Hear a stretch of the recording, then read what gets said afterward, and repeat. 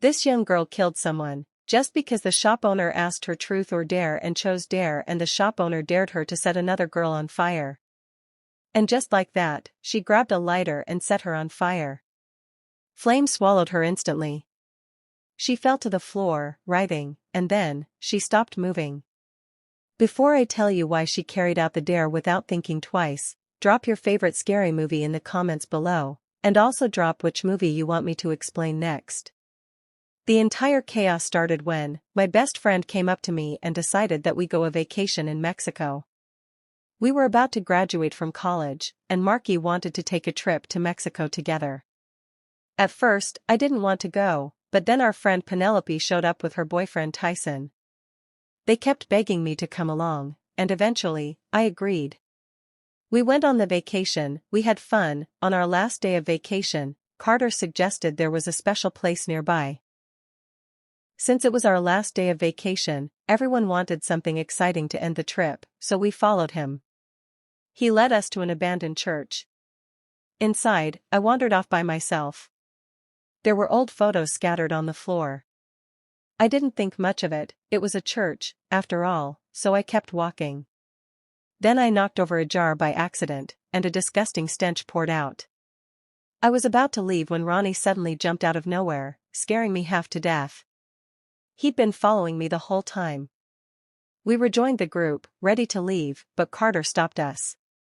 He suggested we play truth or dare, saying it was a great way to get to know each other. We all agreed and sat down in a circle. I was the first one to be asked. Carter was the last. When it was his turn, he picked truth. Penelope asked him what his real intentions toward me were. He said he needed someone popular to bring friends to play the game, so he could survive. Before we could react, Carter stood up and walked away. I ran after him, demanding answers. That's when he told me the game was real. Once someone got asked truth or dare, they're automatically part of it. If anyone lied or refused a dare, they would die. Then Carter ran off, leaving me confused and shaken. When I got back, all my friends were gone. Suddenly, I saw them standing there, staring at me strangely. My heart pounded. We all thought Carter was crazy and left the church. But strange things started happening as soon as we got back. First, truth or dare appeared carved on a table. Then on a flyer. Then on my car. I thought Ronnie was behind it, but he swore he wasn't. Even when I confronted him, he looked just as confused as I felt. At school, I told Marky about it, but before I could explain, a girl suddenly asked me, truth or dare? When I hesitated, the entire room turned to stare at me. Panicked, I chose truth. Then they asked what secret I was keeping from Marky. I was forced to say it, that Marky had been cheating on Lucas. Lucas overheard. So did Marky. My friendship with her shattered instantly. Meanwhile, Ronnie was at a bar when a girl asked him, truth or dare? He picked dare. She told him to expose himself on the pool table. Ronnie thought it was a joke and refused. An unseen force slammed him to the ground. His neck snapped. He was dead before anyone could help him. That's when I knew Carter had been telling the truth.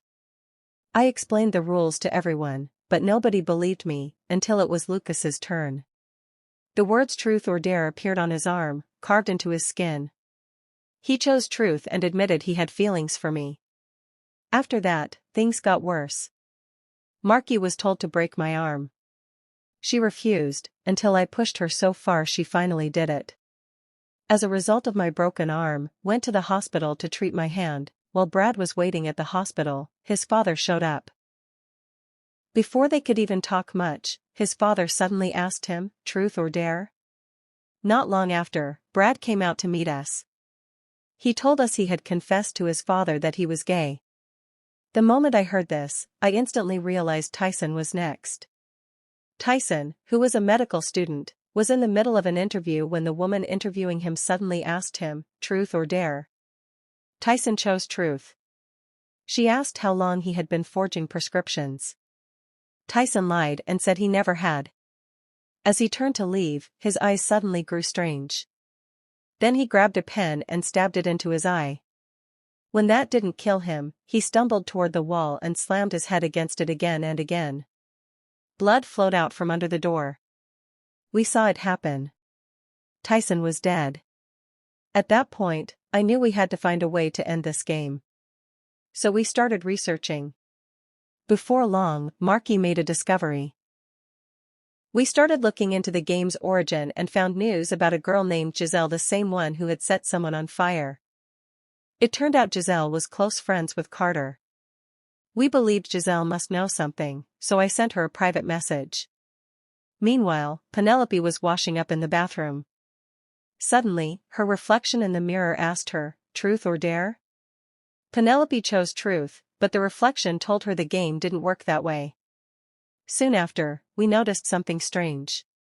When we rushed outside, we saw Penelope standing on the roof. She said the game wouldn't let her pick truth. Her dare was to keep walking along the ledge until she finished a bottle of vodka. We all panicked and dragged mattresses out from inside. But a locked gate blocked our path, and Penelope was already walking toward it. Thinking fast, I drove my car straight into the gate.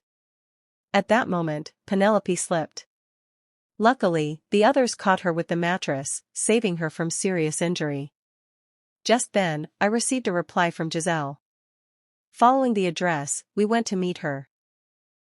I asked Giselle how they first got involved in the game. Giselle, looking numb, explained. At first, she and her friends had also gone to the church. They casually started playing Truth or Dare. To make it more exciting, they made a rule: if 2 truths are chosen in a row, the next one has to be a dare. If only Carter had brought more people, my turn wouldn't have come so soon. Hearing this, I felt a chill run down my spine. Giselle was telling me so much. Was it because she had chosen truth? Giselle didn't answer. She only kept whispering, "I'm sorry, I'm sorry." Suddenly, she pulled out a gun. She aimed at me. Penelope jumped in front and was killed. Because Giselle failed her dare, she became possessed and shot herself. We later discovered the church was once the site of a massacre. Only one nun, Ines, survived. She told us the game was tied to a demon named Kallax, who had been freed by mistake. Only the one who released it could seal it again, by reciting a ritual 7 times and sacrificing their tongue. That was Carter. We found him and dragged him back to the church. He recited the ritual, but before it could be completed, the demon killed him, and Lucas too. Marky and I were the only ones left. When the demon cornered us, I asked it, "Truth or dare?" Because of the rules of the game the demon had to play. It picked truth. I demanded to know how to end the game. It said there was no way. Carter was dead. The game would go on as long as we lived. I stood there, breathing hard, after hearing that the game would keep going forever. I grabbed a camera. My hands were shaking. I told the entire story, every terrifying detail, and uploaded the video to YouTube.